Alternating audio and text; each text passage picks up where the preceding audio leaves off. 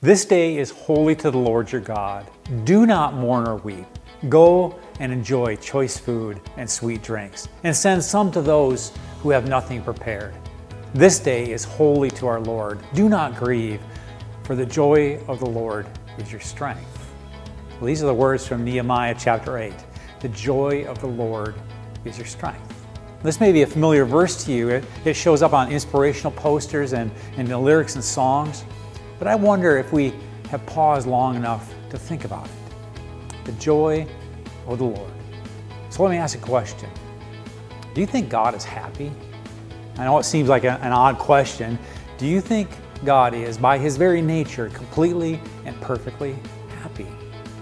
For many of us, I think we have a hard time squaring that in our minds because frankly, we see evidence that seems to say otherwise.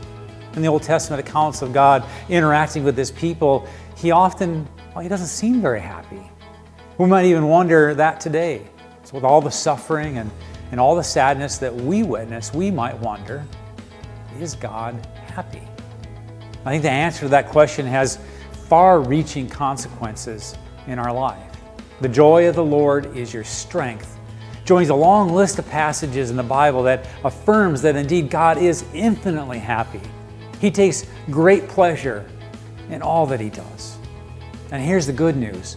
He invites us to join Him in His happiness. When Jesus said, "Enter into the joy of your Master," He invites us to spend eternity with a happy God.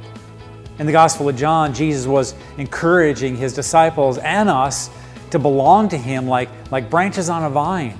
He says, "I've told you this so that my joy may be in you and that your joy may be complete." Do you know what brings God joy and happiness? You do. God rejoices in you.